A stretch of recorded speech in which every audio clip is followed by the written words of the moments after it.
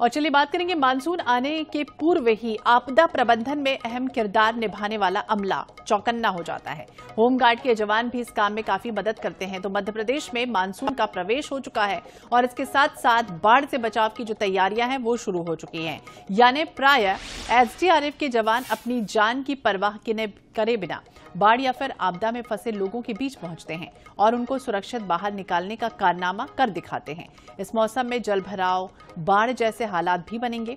तो हमारे सहयोगी संजय साहू ने आपदा से निपटने की तैयारियों का विशेष जायजा लिया है। देखिए।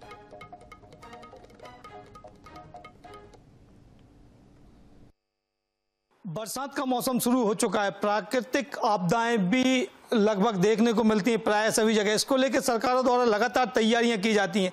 जबलपुर में किस प्रकार की तैयारी है, इसका जायजा लेने आप पहुंचे एसडीआरएफ की टीम के यहाँ, जहां पर आप देख सकते हैं कि अभी हम मौजूद हैं उस गोदाम में जहां उनकी व्यवस्थाएं रखी हुई हैं। जो सामग्री है, क्या क्या सामग्री है, ये सारी चीजें यहाँ पर दिखाई दे रही हैं। खासतौर से हम बात करेंगे लाइफ जैकेट की, कटर है यहाँ पर ऑक्सीजन सिलेंडर है, ऐसे तमाम वो उपकरण है जो कि यहाँ पर हमको नजर आ रहे हैं और मोटर बोट के भी साधन यहाँ पर दिखाई दे रहे हैं। तो कह सकते हैं कि आपदा से निपटने के लिए प्रबंधन द्वारा जो तैयारियां यहाँ पर पूर्व में की जाती हैं, बारिश के पूर्व वो तैयारी यहाँ पर होती है दिखाई दे रही है। हमारे साथ मौजूद है डिस्ट्रिक्ट कमांडेंट नीरज ठाकुर जी, हम उनसे चर्चा करेंगे और समझेंगे। सर, आपदा प्रबंधन की बात करें तो प्रबंधन हर समय ये कमी बेशी देखी जाती है और कई बार ये स्थिति बनती है, लेकिन जबलपुर की बात करें तो किस प्रकार की स्थिति है वर्तमान? जैसे इस तरह आप देख रहे हैं कि आगामी मानसून काल प्रारंभ होने जा रहा है। इसको देखते हुए होमगार्ड और एसडीआरएफ टीम द्वारा पर्याप्त तैयारी की गई है।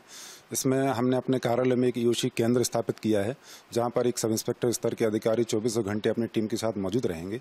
इसी ईओसी के साथ में हमने अपनी क्यूआईटी टीमें गठित की हैं, जिनमें प्रत्येक टीम में 12 करीब सदस्य हैं। ऐसे कुल 36 लोग करीब यहाँ मौजूद रहेंगे, जो जिले में घटित होने वाली आपदा के लिए तत्काल कार्रवाई करेंगे। इसके साथ ही हमने अतिरिक्त बल की आवश्यकता के लिए हमने एक जिला सेनानी रिजर्व भी गठित की है, जिसमें करीब 16 लोगों का बल भी रहेगा। अगर कहीं आपदा होती है और अधिक बल की जरूरत पड़ती है तो ये टीमें अपने जगह पर पहुंचेंगी। और इसके साथ ही हमने जिलों में उन संवेदनशील स्थलों का भी चयन किया है। जैसे आप सभी जानते हैं कि नर्मदा नदी पर ग्वारीघाट जो है बहुत संवेदनशील रहता है, तो वहाँ पर हमने एक डीआरसी का गठन किया है। वहाँ पे करीब हमारे 6 जवान मोटर बोट के साथ बिल्कुल तीनों महीने मतलब मौजूद रहेंगे मानसून काल में। इसके साथ ही मझौली थाने में हमने एक डीआरसी गठन किया है।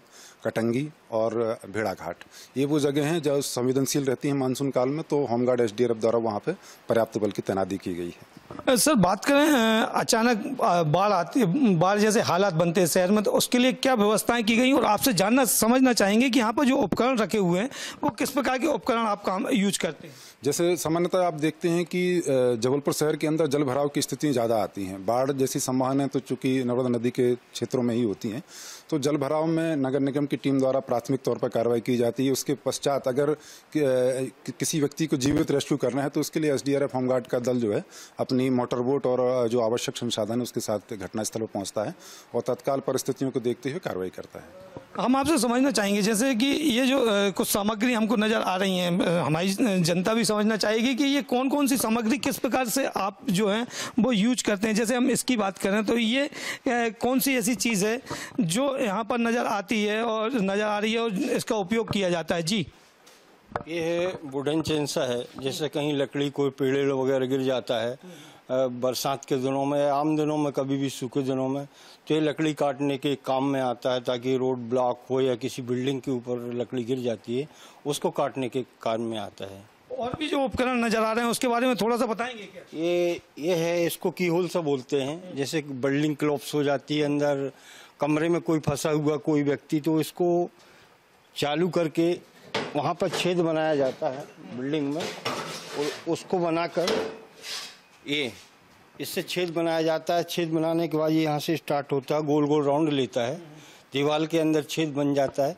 फिर इसी से हमारे पास कैमरा है, उस कैमरा के द्वारा पूरा वो कैमरा रोटेट होता है, इस तरफ दाएं बाएं सब तरफ, ताकि किसी प्रकार का कोई यदि विक्टिम पड़ा हुआ है तो उसको रेस्क्यू किया जाए। तो देख सकते हैं कि आपदा प्रबंधन की जो टीम है, एसडीआरएफ की जो टीम है, वो यहाँ पर स्पष्ट रूप से पूरी तरह तैयार और तैनात नजर आ रही है। हम और भी सामान जो है उनके दिखाने का प्रयास करेंगे कि जैसे कि ये मोटर बोट है, आप देख सकते हैं कि यहाँ पर कुछ मोटर बोट हमको नजर आ रही हैं। ये तमाम वो मोटर बोट हैं जिनका आपदा प्रबंधन में यूज किया जाता है, उपयोग किया जाता है। और ये भी इसमें और भी चीज़ें यहाँ पर हैं, जैसे कि बोट यहाँ पर रखी हुई हैं जो तत्काल में उनको उपयोग किया जाता है। तो ये तमाम प्रकार की सामग्री जो है वो यहाँ पर नजर आती है। और ये कह सकते हैं कि ये जो बाढ़ जैसे हालात जब बनते हैं मानसून सीजन में, तो उससे निपटने के लिए ये पूरी तरह मुस्तैद है। तो कह सकते हैं कि जबलपुर जिला वर्तमान में मुस्तैद नजर आ रहा है और मानसून की किसी भी आपदा से निपटने के लिए तैयार है। जबलपुर से हमारे सहयोगी अनूप लाल के साथ संजय साहू, INS 24x7। और इसी विषय पर बातचीत करेंगे। संजय साहू हमारे साथ लाइव जुड़ गए हैं, उनसे भी हम जानने की कोशिश करते हैं। संजय, जिस तरह से हमने देखा कि आपने इंक्वायरी तो की, बातचीत भी की है, क्या वो वाकई में वो पर्याप्त है जो संसाधन होने चाहिए, चाहे वो सेफ्टी जैकेट की बात हो या फिर हाई वोल्टेज लाइट की बात हो या फिर फाइटर बोट पर्याप्त संख्या में वहां पर है? क्योंकि एक दो तस्वीरें तो हम देख पा रहे हैं, लेकिन ज्यादा से ज्यादा कई बार स्थितियां अगर बिगड़ती हैं तो वो संसाधन है वहां पर? जिले में एक सबसे अच्छी बात ये हो गई है कि अब एनडीआरएफ की टीम भी यहाँ पर पहुंच चुकी है। तो कह सकते हैं कि एनडीआरएफ और एसडीआरएफ दोनों की टीमें मिलकर जब रेस्क्यू किसी भी चीज का रेस्क्यू करती हैं, खासतौर से बाढ़ प्रबंधन की बात करें तो बाढ़ प्रबंधन में जब बाढ़ आपदा की बात करें तो उसमें जब काम करती है तो बड़ा सहयोगात्मक रवैया उनका रहता है और उनके उपकरण जो है उसको भी उपयोग में लाया जाता है। अभी हम मौजूद है एसडीआरएफ की स्टोर में, जहाँ पर आप देख सकते हैं कि तमाम वो सामान जो है, साजो सामान यहाँ पर नजर आ रहा है। कुछ चीजें और भी यहाँ पर जो है वो दिखाई दे रही है। खासतौर से ये तमाम चीजें जो है, सुविधाएं जो है वो यहाँ पर पर्याप्त संख्या में उपलब्ध है। एक बहुत अच्छी चीज जो है यहाँ पर नजर आ रही है वो है ये एक कैमरा, स्पाई कैमरा इसको कहा जाता है। जबकि किसी बिल्डिंग जो है वो गिर जाती है और वहां पर जाने का कोई रास्ता नहीं रहता, तो एक ड्रिल मशीन होती है जिसके द्वारा, ये जो ड्रिल मशीन है इसके द्वारा इसको यहाँ पर ले जाया जाता है, इसी के साथ कैमरे को लगाया जाता है और अंदर इसमें देखा जाता है कि ये कोई व्यक्ति अंदर है तो नहीं। 200 फीट के आसपास ये कैमरा जूम करता है। साथ में एक बहुत अच्छी बात यह है कि अगर कोई व्यक्ति बोल नहीं पा रहा है तो उसमें ब्रीथ एनालाइजर भी होता है, क्योंकि अगर वो सांस भी ले रहा है तो इसमें उसकी आवाज आ जाती है। हमारे साथ मौजूद है प्लाटून कमांडर मनीष लोहार जी, हम उनसे चर्चा करेंगे। मनीष जी, अगर बात करें जिस प्रकार की तैयारी आप लोगों की आपदा प्रबंधन को लेकर, क्या कुछ कमी बेसी है इसमें? नहीं, अभी हमारी तैयारियां जो है उसके हिसाब से जबलपुर जिले में जिस प्रकार की आपदा होती है लगातार पिछले 5 सालों से हम यहाँ काम कर रहे हैं, उस हिसाब से हमारी तैयारी पिछले साल की अपेक्षा और ज्यादा है इस बार, जिससे हमको किसी प्रकार की कठिनाई होने की संभावना काफी कम है। तो ये जो कई बार स्थितियां बनती हैं कि टीम नहीं पहुंच पाती, उसका क्या कारण मानते हैं? नहीं, कभी कभी स्थिति क्या होती है कि जब ज्यादा बारिश होती है तो लगातार 4-5 जगह पर टीमें रेस्क्यू कर रही होती हैं। जो बल अपना डिप्लॉय होता है, जितना बल अपन यहाँ लगाए हुए हैं, वो सब जगह रेस्क्यू करते होते हैं। तो जिस जगह अपन को देखना पड़ता है कि प्रायोरिटी किस जगह को है, उस जगह अपन टीम पहले पहुंचाते हैं और अगला रेस्क्यू कंप्लीट करके अगले पॉइंट पे अपन पहुंचा दिया जाता है। उसमें थोड़ा डिले हो जाता है कभी कभी, पर अगर प्रायोरिटी ज्यादा है तो तुरंत ही उस दूसरी टीम को उस जगह पे पहुंचाया जाता है। कुछ परेशानियां भी आती होंगी आपको, किस प्रकार की परेशानियां जो हैं वो आपदा जब प्रबंधन में पहुंचते हैं, वहां पर व्यवस्थाओं में पहुंचते हैं, तो किस प्रकार की जो है परेशानी होती है? परेशानी कुछ इस टाइप की होती है जैसे कि हम वाहन के थ्रू वहां पर जाते हैं अपनी टीम को लेके, कभी कभी कच्चा रास्ता होता है तो उस पॉइंट तक पहुंचने के लिए फिर हमको 1-1.5-2 किलोमीटर तक बोट को उठा के लेके जाना पड़ता है। और वो परेशानी तो अब नदी के किनारों पे होती है, उसमें इतनी दिक्कत नहीं होती है, पर इस टाइप की कुछ परेशानियां होती हैं। अगर हम बात करें जिस प्रकार के ये उपकरण यहाँ पर रखे हुए हैं, ये कौन सा उपकरण है जो यहाँ पर नजर आ रहा है? इसको उपकरण के बारे में कुछ बताइए। ये फ्लोटिंग पंप है। ये 1 मिनट में 900 लीटर के करीब पानी बाहर फेंकता है। अगर किसी बिल्डिंग में बारिश के दौरान पानी भर गया है तो हम उस जगह पे इसको यूज करेंगे। ये पेट्रोल ऑपरेटेड है। इसको स्टार्ट करके वहां पे रख के इसकी पाइपलाइन बाहर कर दी जाएगी, जिससे कि उस बिल्डिंग में भरा हुआ पानी खाली किया जा सकता है और अंदर कोई लोग फंसे हुए हैं उनको तत्काल इजीली वहां से रेस्क्यू किया जा सकता है। ऐसे कितने पंप आपके पास होंगे? या फिर इसमें कुछ बता रहे थे आपकी, इसमें क्या है, क्या होता है? लाइट्स हैं, जैसे कि कभी रात के समय पर ये इसका डेमो है। कभी रात के समय पर कहीं पे बारिश का पानी भर गया है और लाइट कट हो जाती है, उस जगह पर ये पेट्रोल ऑपरेटेड है। तो इससे एक टावर होता है रिस्पिट का, जो लगभग 200 स्क्वायर फीट एरिया को कवर करता है, जिससे हमें रेस्क्यू करने में सहायता मिला। बिल्कुल, रेस्क्यू करने में कई तरह के संसाधन यहाँ पर दिख रहे हैं। हालांकि तैयारियां अच्छी दिख रही हैं, लेकिन कई जिलों की हमने तस्वीर देखी जहां पर इस तरह से आपदा से निपटने के लिए प्रबंधन ठीक नहीं था। नजर बनाए रखिए। बहुत बहुत शुक्रिया संजय जानकारी के लिए और बातचीत करने के लिए।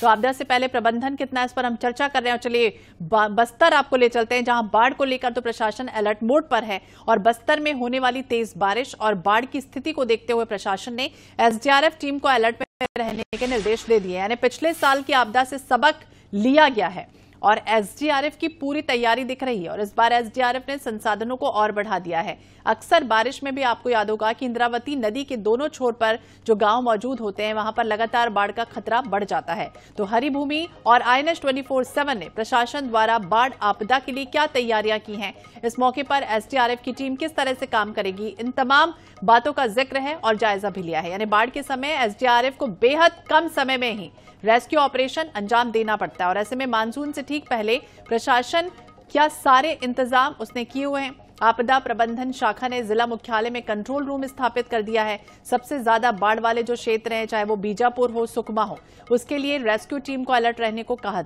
गया है। तो वहीं बाढ़ से निपटने बस्तर संभाग में 51 एसडीआरएफ की टीम को तैनात किया गया है और सभी जवानों को संसाधनों से लैस भी किया गया है। तो बस्तर जिले में बाढ़ प्रभावित 15 गांवों को चिन्हांकित किया गया है और ये गांव में बाढ़ में अक्सर डूब जाते हैं। तो बारिश के समय इंद्रावती नदी में जल स्तर बढ़ता है। अंदरूनी क्षेत्र के अधिकांश ऐसे गांव होते हैं जो टापू में बदल जाते हैं और मुख्यालय से उनका संपर्क पूरी तरह से कट जाता है। मामले में एसडीआरएफ कमांडेंट संतोष मार्वल से हमारे जगदलपुर सहयोगी ने चर्चा की है, जानकारी ली है और अगर बाढ़ की स्थितियां बढ़ती हैं तो इससे निपटने के लिए जवान किस तरह से तैनात रहेंगे, तैयार रहेंगे। एसडीआरएफ के पास रेस्क्यू ऑपरेशन के लिए 5 motor boat, 3 under water camera, 50 life jacket, 10 search light सहित अन्य उपकरण उपलब्ध है। देखिए, हमारा जो अतिरिक्त महानिदेशक महोदय, कलेक्टर महोदय के निर्देशानुसार जो हमारे द्वारा जो है 13 तारीख को एक मॉक ड्रिल किया गया था, जिसमें हमारे सारे जो मोटर बोट हैं और जो हमारी इलेक्ट्रॉनिक जो मशीनरी चीज़ें हैं, जैसे कि हमारा हो गया अंडर वाटर कैमरा हो गया, हमारा आस्का लाइट हो गया, जो ढेर हमारे पास चैन सा है, तो इन सब चीज़ों का हम लोगों ने एक मॉक ड्रिल किया था 13 जून को जो है महादेव घाट में। तो हमारे सारे उपकरण अभी चालू हालत में है और आपको बता दूं कि जगदलपुर शहर में कैसा है कि आए दिन कुछ न कुछ घटनाएं होती रहती है। इस कारण से हम लोग जो है 12 महीना इसको रेडी हालत में रखते हैं। चूँकि हमारे पास एसडीआरएफ की टीम है, वो एसडीआरएफ की टीम जो पूरे बस्तर संभाग में बचाव कार्य करता है, इसलिए हमें जो है शुरू से ही हम लोग तैयारी हालत में रहते हैं। और ज्यादा जानकारी के लिए बात करेंगे जीवानंद हल्दर, हमारे सहयोगी बस्तर से जुड़ गए हैं। जीवानंद, हर बार हमने यही देखा है कि जब मानसून आता है तो किस तरह की स्थितियां यहां पर बस्तर में बन जाती हैं और इस बार ऐसा कुछ ना हो, प्रबंधन कितना बेहतर आप देख पा रहे हैं इस बार? जी देखिए, बस्तर में आने वाली बारिश को देखते हुए जो प्रशासन है, बाढ़ आपदा का टीम है, वो अलर्ट मोड में है। यही कारण है कि सभी जिलों में, संभाग के सभी जिलों को अलर्ट मोड में रखा गया, क्योंकि बस्तर में जो बारिश है उसकी ज्यादा होती है और यही कारण है कि बस्तर से लगे हो जितनी बड़ी बड़ी नदियां हैं, जैसी मान के चले कि इंद्रावती नदी हो, गोदावरी नदी हो, ये तमाम नदी किनारे बसे जो गाँव है वो जलमग्न हो जाते हैं, बाढ़ से प्रभावित हो जाता है, जिसे देखते हुए बाढ़ आपदा टीम को अच्छे से ट्रेनिंग दिया गया है और सारी संसाधनों से उसे लेस किया गया है। अगर जगदलपुर की बात की जाए, जगदलपुर में करीबन 15 ऐसे गांव है जहां पर चिन्हित किया गया है और जहां पे आए दिन जो जब बारिश होती है उसमें बाढ़ आपदा टीम पहुंचकर उन्हें रेस्क्यू किया जाता है। बस्तर के आसपास जैसे चित्रकूट हो, तीरथगढ़ हो, इसके अलावा जो नगरनार क्षेत्र है वहां डुबान क्षेत्र कहा जाता है और उसी के उनके गांव को सुरक्षित करने के लिए जो बाढ़ आपदा टीम है उन्हें अलर्ट मोड में रखा गया है। अगर पूरे संभाग की अगर बात की जाए, सुकमा और बीजापुर में सबसे बाढ़ की स्थिति बनी रहती है, क्योंकि गोदावरी इंद्रावती नदी के वहां संगम है और बारिश भी ज्यादा होती है, जिसे देखते हुए जो बाढ़ आपदा टीम है उसे मुस्तैद किया गया है। अगर बाढ़ आपदा की टीम के जो एसडीआरएफ के टीम के अलावा जो नगर सैनिक है उन्हें भी तैनात किया गया है, उन्हें भी अलर्ट मोड में रखा गया है, क्योंकि कभी भी ऐसी स्थिति आ जाए तो वो अपनी तत्काल वो उस स्थान पर पहुंचे, लोगों को रेस्क्यू कर सके। बस्तर में पिछले कई वर्षों में देखा गया कि वो बाढ़ आपदा में कई लोग फंसे हुए थे और संसाधन ज्यादा नहीं होने के चलते कहीं कहीं जानहानि का भी हुआ था, लेकिन इस बार ऐसा नहीं है। इस बार जो प्रशासन है वो अलर्ट मोड में हर सभी संसाधनों से लेस किया गया है ताकि किसी प्रकार की अप्रिय जब घटना हो उसको स्थित न हो। और इसके चलते एसडीआरएफ और जो नगर सैनिक बल है उन्हें अलर्ट मोड पर रखा गया है। जी, तो अलर्ट मोड पर रखा गया है। और बस्तर की सीमा अगर हम देखें तो उड़ीसा, आंध्र प्रदेश और महाराष्ट्र से मिलती है, और यही वजह है कि इंद्रावती हो या फिर ऐसी नदियां हो जो कई बार बाढ़ प्रभावित क्षेत्रों से कवर अप होती हैं। तो 15 ऐसे गांव हैं। गांव वालों को, ग्रामीण लोगों को भी कुछ संदेश दिया गया है, कोई निर्देश दिया गया है। कई बार हमने देखा वो टापू में बदल जाते हैं, पूरी तरह से संपर्क टूट जाता है। जी देखिए, निश्चित तौर पे जब बाढ़ आपदा टीम के गठन किया गया और बारिश से पहले प्रशासन की जिम्मेदारी होती है कि वो गांव के जहां पर वहां पर जो मुखिया है, वहां के कुटुंबार है, उन्हें उनके बता दिया जाता है कि कभी भी जो टोल फ्री नंबर है वो भी मुहैया कराया गया कि किसी प्रकार के बाढ़ आपदे के समय है तो इस टोल फ्री में वो नंबर से डायल करके प्रशासन को बता दे। क्योंकि देखिए सिर्फ बस्तर ही नहीं, बस्तर के अलावा कांकेर की अगर बात की जाए, वहां कोटरी नदी है, उस कोटरी नदी में बाढ़ की स्थिति बनी रहती है। सुकमा कोंटा की बात की जाए, वहां सबरी नदी है, गोदावरी नदी है। तो कहीं ना कहीं बस्तर के चारों तरफ से नदियों से घिरा हुआ है। और यही कारण है कि जब बारिश की समय आती है तो कहीं ना कहीं कोई गांव ऐसी गांव है जो टापू में तब्दील हो जाते हैं, वहां पर लोग पहुंच नहीं पाते हैं। ऐसी स्थिति में जो बाढ़ आपदा टीम है, जो रेस्क्यू टीम है, वह पहुंचकर लोगों को सहायता करती है। और इसके लिए जो प्रशासन है और तमाम जो संसाधन के अलावा जो सूचनाएं है अभी से सभी गांव के जो मुखिया है, सरपंच है, उन्हें दे दिया गया है कि इसकी अपनी को भी इस प्रकार की घटना होती है, इसकी स्थिति बनती है तो तत्काल प्रशासन से वो संपर्क करे और ताकि उन्हें तत्काल रेस्क्यू कर उस स्थान को, उस लोगों को वहां से बचाया जा सके। जी, तो बिल्कुल आपदा से प्रबंधन तो ठीक दिख रहा है, लेकिन आप जब वहां पहुंचे, अधिकारियों से आपने बात की, कई बार स्थितियां बनती हैं कि कई बार कमी होती है संसाधनों की। तो इस बार क्या संसाधन पर्याप्त संख्या में है, चाहे वो बहुत सारी लाइफ जैकेट की बात हो या फिर दूसरी तमाम वो चीजें होती है संसाधनों को लेकर, उनसे अधिकारियों से बात की और अगर कमी है तो उन्होंने किसी को पत्र लिखा इस बाबत? जी देखिए, यहाँ के जो बाढ़ आपदा की टीम की जो प्रभारी है संतोष मारवाल है, वो कमांडेंट नगर सैनिक की है। उनके साथ जब INS 24/7 की टीम जब उससे बात की गई तो उनके साफ तौर पे कहना है इससे पहले जो SDRF के पास जो संसाधन थी, कहीं लकड़ी के बोर्ड था जो जिसे ले जाने उठाने के लिए बहुत तकलीफ होता था, लेकिन अब जो लाइट वेट की जो स्प्लिट बोर्ड है वो इनके पास है। और उसके पास कैमरे है, रस्सी है, लाइट है, लाइफ जैकेट है।